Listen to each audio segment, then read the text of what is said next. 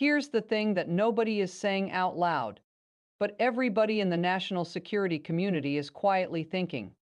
In the span of just 55 days, the Middle East went from a fragile, American brokered ceasefire in Gaza to a full-blown war between the United States, Israel, and Iran. 55 days. The Islamic Republic's supreme leader was assassinated.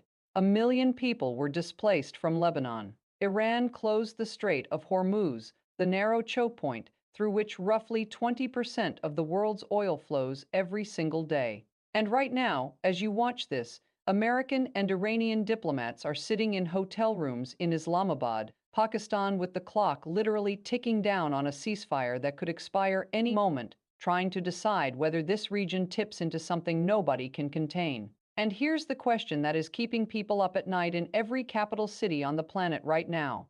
Is this a war that is being managed, or is this a war that is already beyond management?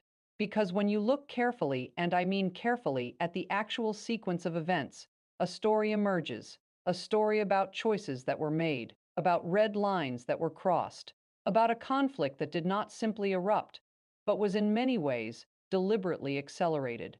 And tonight, we are going to walk through all of it, every layer, every angle, every actor, because you deserve to understand not just what is happening, but why it is happening, who is driving it, and what it means for all of us. So let's start at the beginning. Or rather, let's start at what feels like the beginning, but is actually the middle of a much longer story. To understand where we are today, you have to go back to October 7th, 2023. That date, that single, catastrophic Saturday morning, changed the trajectory of the entire Middle East in ways that are still unfolding right now.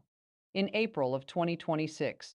On that morning, Hamas launched its devastating surprise attack into southern Israel, killing approximately 1,200 people, mostly civilians, and taking over 250 hostages into Gaza. It was the deadliest day for Jewish people since the Holocaust. Israel's response was immediate and ferocious. The Israeli military launched a ground and air campaign into Gaza that, by any measure, became one of the most destructive military operations of the 21st century. By the time an American brokered ceasefire was finally reached in October of 2025, 2 full years later, the numbers were staggering. According to Gaza's Ministry of Health, more than 72,000 Palestinians had been killed, over 170,000 injured, nearly 1.9 million people displaced. The UN, the World Bank, and the European Union conducted a joint rapid damage assessment that found total damage to Gaza's capital stock at roughly $35.2 billion. The economy had contracted by 83% in 2024 alone. Human development in Gaza was set back, according to that same report, by 77 years. 77 years of progress wiped out. And that's just Gaza. Because even as the Gaza war was grinding on, something else was building slowly, and then very quickly along Israel's northern border. Lebanon. Hezbollah, the Iran-backed militant group that controls significant territory in southern Lebanon, had been trading fire with Israeli forces since October 2023, declaring its attacks to be in solidarity with Palestinians in Gaza. What started as a low-level exchange of rockets and airstrikes escalated dramatically in October 2024, when Israel launched a full-ground invasion of southern Lebanon. Hezbollah's longtime leader, Hassan Nasrallah, was killed in an Israeli airstrike. The invasion pulled back after a U.S.-brokered ceasefire in November of 2024. But here's the thing about that ceasefire. It didn't really hold. Israel continued near-daily airstrikes into Lebanon throughout 2024 and into 2025, killing hundreds of people. Hezbollah, for its part, was not exactly adhering to the terms either. Intelligence assessments indicated the group was rebuilding its weapons arsenal and militant infrastructure. So by early 2026, you had a combustible situation, a ceasefire that existed on paper, but was being violated by both sides, in a region already on fire from the war in Gaza. And sitting behind all of it, arming Hezbollah, funding Hamas, pulling strings across the region, was Iran. And then came February 28, 2026. That is the date everything changed. On February 28, 2026, the United States and Israel launched a coordinated series of strikes against Iran. This was not a limited, targeted operation. This was a strategic campaign designed, according to official statements from Washington and Tel Aviv, to target Iran's nuclear and ballistic missile programs and to, in the words of President Trump, induce regime change in Tehran. The strikes killed Iran's supreme leader Ali Khamenei on the very first day. Let that sink in for a moment. The leader of the Islamic Republic of Iran, the man who had held the most powerful position in that country for over 3 decades, was assassinated by a joint American-Israeli military operation on the opening day of this war. The reaction was swift and severe. Iran launched counterstrikes against Israel, against American military bases throughout the region, and against military and civilian locations in multiple Arab states. Hezbollah, receiving its orders from Tehran, began firing rockets into northern Israel in retaliation. 2 days after the Iran strikes began on March 2nd, Hezbollah launched a significant rocket barrage into Israel, triggering what rapidly became a full Israeli military campaign to, in the words of Israeli Defense Minister Katz, eliminate Hezbollah, just as we did in Gaza. And this is where the situation becomes extraordinarily complex, because now you had multiple, overlapping, interconnected conflicts running simultaneously. You had the Gaza conflict technically under a ceasefire since October 2025, but still producing daily casualties.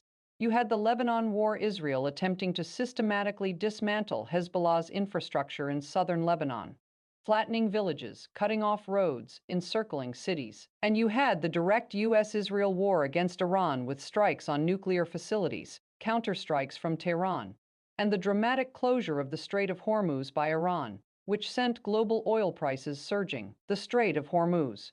Let's stay there for a moment, because this is one of the most consequential elements of this entire crisis, and it does not get nearly enough attention in the day-to-day coverage. The Strait of Hormuz is a narrow waterway at its narrowest point, just 21 miles wide, that sits between Iran and Oman. Roughly 20% of the world's oil passes through it every single day. Qatar's liquefied natural gas exports, which power much of Europe, flow through it. When Iran closed that strait, the global economic consequences were immediate. Oil prices spiked. Shipping insurance costs went through the roof. The World Food Programme reported that food prices in Gaza alone were already 85% higher than before the Iran war, and Sudan, which imports more than half of its fertilizers through that waterway, faced its own cascading humanitarian disaster. Iran didn't just close the strait, it reportedly mined it. The U.S. Navy, as part of the ceasefire negotiations, began mine-clearing operations in the strait, and yet Iran's position remained firm. The strait would not reopen, not fully, not until Iran's terms were met. Now add to all of this a diplomatic dimension that reads almost like a geopolitical thriller. On March 25th, Pakistani officials, Pakistan having stepped up as the primary mediator in this conflict, delivered a 15-point proposal from the United States to Iran, laying out the framework for a potential ceasefire. The U.S. proposal included an end to Iran's nuclear program, limits on its missiles, reopening of the Strait of Hormuz, restrictions on Iran's support for armed groups, and as an incentive, sanctions relief for Iran. Iran rejected it. Tehran issued a counter-proposal of its own. 5 points, centered around an end to U.S.-Israeli attacks, security guarantees against future aggression, war reparations, and international recognition of Iranian sovereignty over the Strait of Hormuz. Then, on March 31st, Pakistan and China together delivered a separate 5-point peace initiative, calling for an immediate end to all hostilities. China and Russia had both abstained from a UN Security Council resolution on the conflict, criticizing it as unbalanced for failing to address the initial Israeli-US strikes on Iran. The Security Council was, as it so often is in these situations, deeply fractured. On April 7th, after weeks of indirect diplomacy through Pakistani intermediaries, the U.S. and Iran announced a 2-week ceasefire. It was the first major pause in the fighting. People took to the streets in Tehran. But, and this is the critical, but the ceasefire was immediately clouded by a dispute over whether it covered Lebanon. Pakistan's Prime Minister Shehbaz Sharif announced on social media that the ceasefire applied to Lebanon as well. Iran agreed with that interpretation. Israel and the United States both rejected it. And on the very same day, the ceasefire was announced hours after the announcement, Israel launched what observers called its largest airstrikes of the entire Lebanon war, killing more than 350 people. 350 people on the day of a ceasefire announcement. Here is where this story gets really, genuinely difficult to make sense of, and where the deeper questions emerge. Because what you have is a situation in which there is, theoretically, a ceasefire between the United States and Iran, and yet Israel, America's closest ally in the region, the country fighting alongside the U.S. in this war, is continuing to wage a separate, intensive military campaign in Lebanon. A campaign so destructive that satellite imagery reviewed by CNN shows entire cities in southern Lebanon being systematically flattened. The city of Bint Jbeil, encircled by Israeli forces in April, had its center severely damaged by April 14th. By April 23rd, according to that same satellite imagery, the remaining buildings and structures had been completely flattened. Completely. And Prime Minister Benjamin Netanyahu's position could not be clearer. He said explicitly that the ceasefire does not apply to Lebanon. He said that we still have goals to complete in Iran as well, and that those goals would be achieved either through diplomacy or by resuming fighting. He visited Israeli commanders near Bint Jbeil and declared the IDF is in a state of war in Lebanon. His defense minister Katz said Israel would eliminate the threat there, just as we did in Gaza. Just as we did in Gaza. Those 5 words carry enormous weight. Because when you look at what Gaza looks like today, the UN's own assessment found that 94% of Gaza's hospitals have been destroyed or damaged, that 51% of essential medicines are at zero stock, that the Human Development Index has collapsed to the lowest level since measurements began. When you see that, and then you hear an Israeli minister say Lebanon will be treated just as we did in Gaza, you understand the scale of what is being contemplated. Meanwhile, on the diplomatic track, something remarkable happened in mid-April. Vice President J.D. Vance flew to Islamabad, Pakistan, for the highest-level direct meeting between American and Iranian officials since the 1979 Islamic Revolution. 21 hours of negotiations, and they came out with nothing, no deal.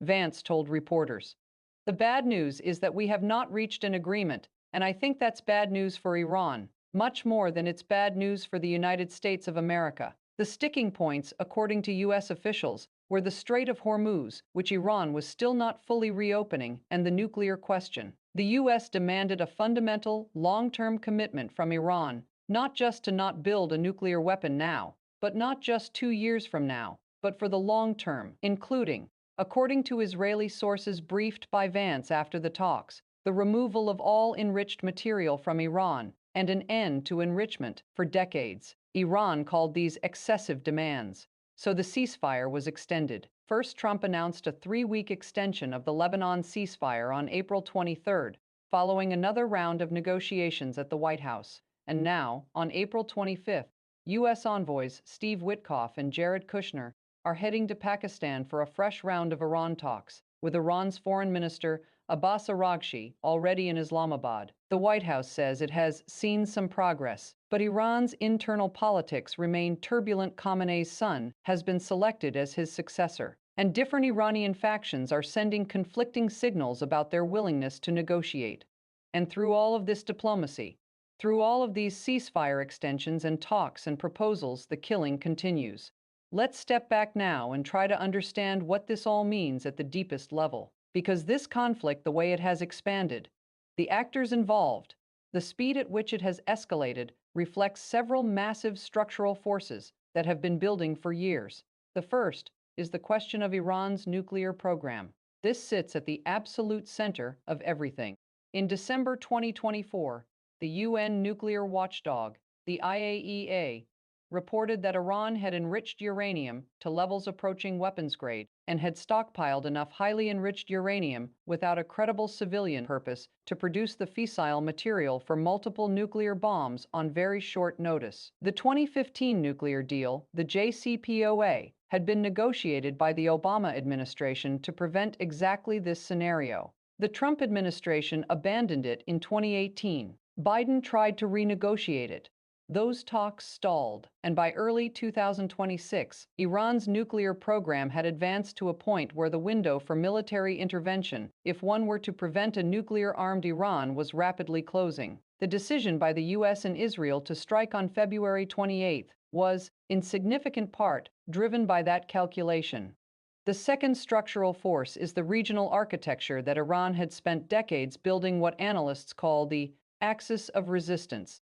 Hezbollah in Lebanon, Hamas in Gaza, the Houthis in Yemen, various armed groups in Iraq and Syria. This network of Iran-funded, Iran-armed proxy forces gave Tehran enormous leverage throughout the region and allowed it to wage war against Israel and project power across the Middle East without directly confronting American or Israeli forces.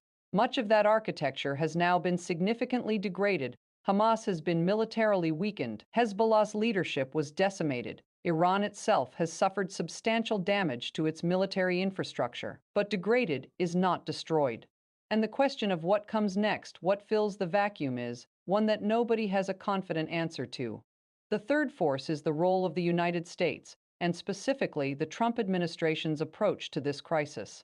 The decision to join Israel in striking Iran, to go from being a guarantor of regional stability to being a direct party to a war, represents a fundamental shift in American foreign policy. The U.S. said its strikes were justified under the right to self-defense under the UN Charter.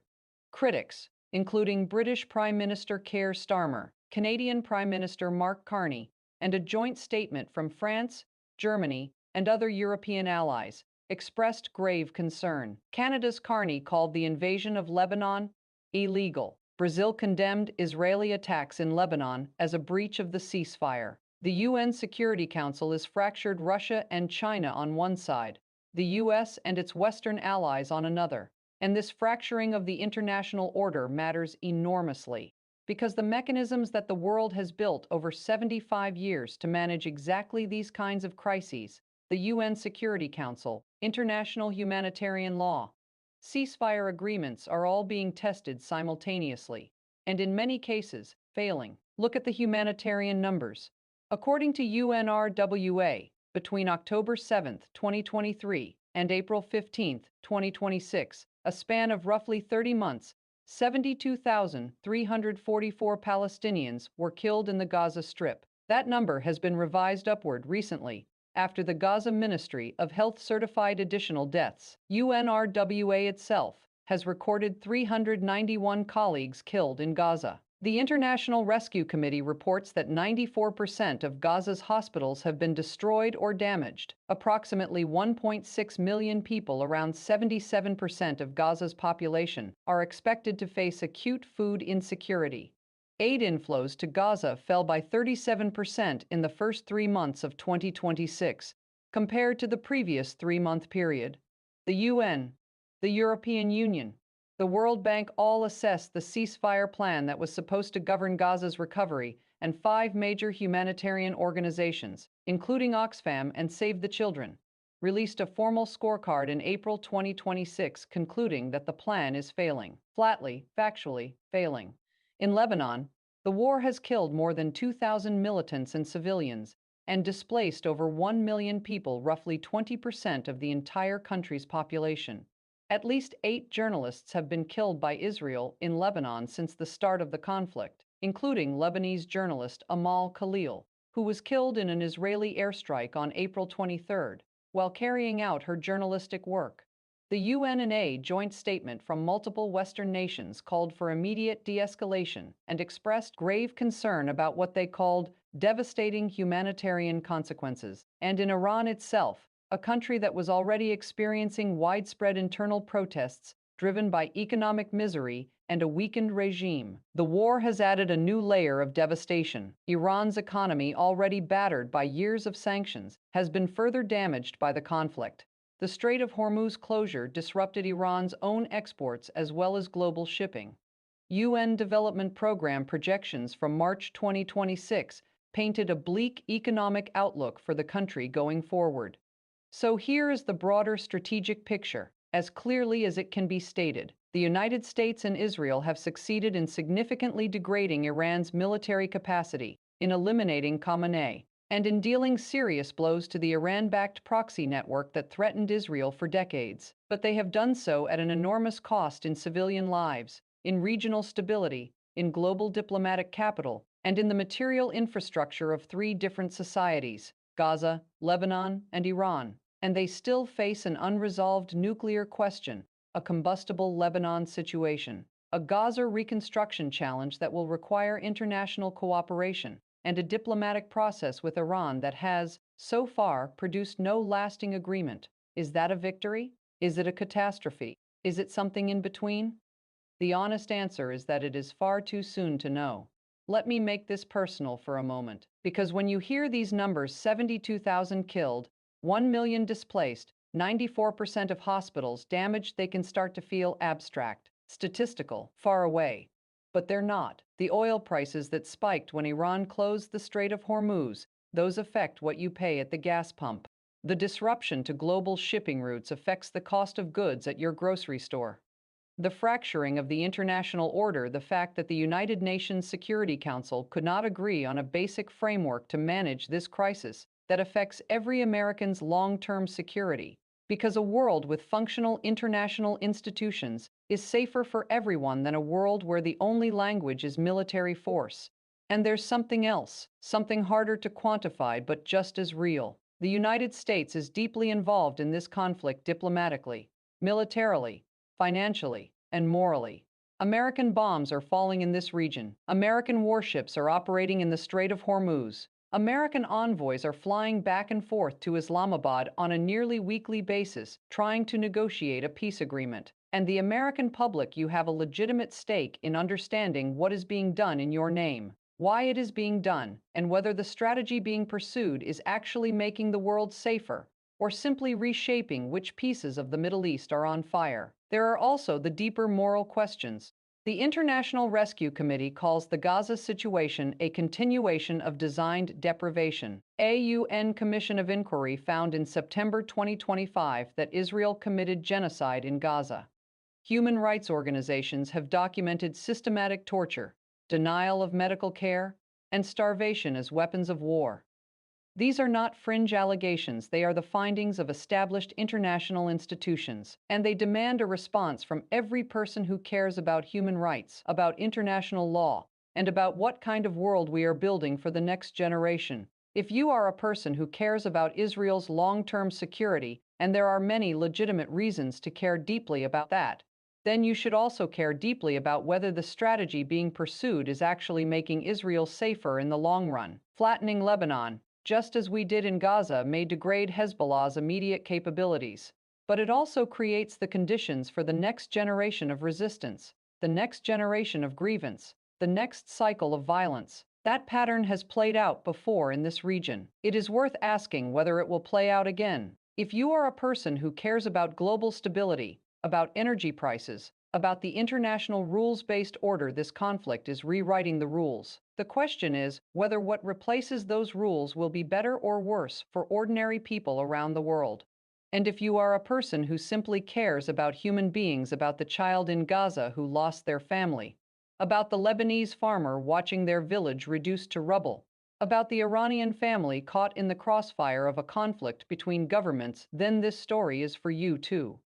Because behind every number in these reports is a name, a face, a life that existed before this war began. I want to leave you with two questions that I think are genuinely unresolved and that I believe will define how this crisis ultimately unfolds. The first question is about Iran's nuclear program. The U.S. has been bombing Iran's military infrastructure.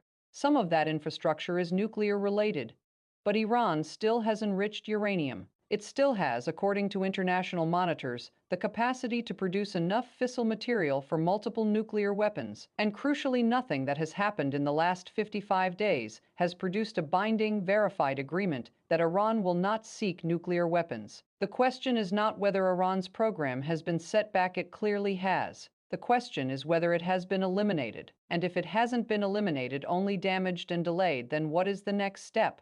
More strikes? More negotiations? And at what point does a damaged nuclear program become a desperate one? The second question is about the morning after.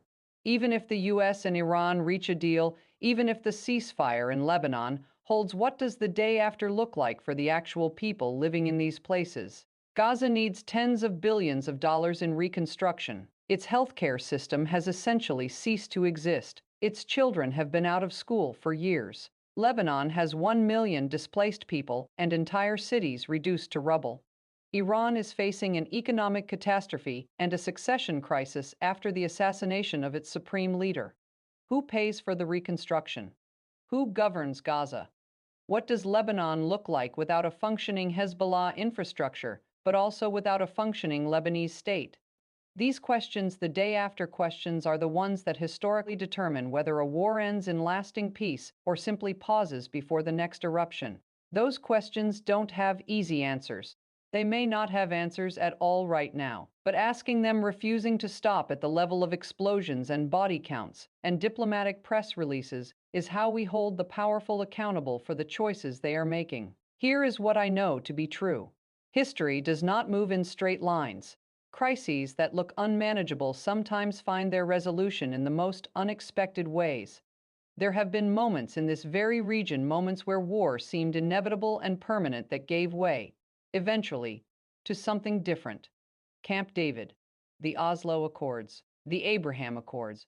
Imperfect, contested, partial, but different. Evidence that human beings, even in the most entrenched conflicts, are capable of choosing a different path. And there are people right now in Islamabad and Washington and Beirut and Tehran and Gaza who are trying to find that path. Diplomats working overnight in hotel conference rooms, aid workers trying to get flour and medicine through checkpoints, journalists risking their lives to tell the story, parents in the rubble trying to hold their families together. What happens next in this conflict will not be determined solely by bombs and missiles and naval blockades.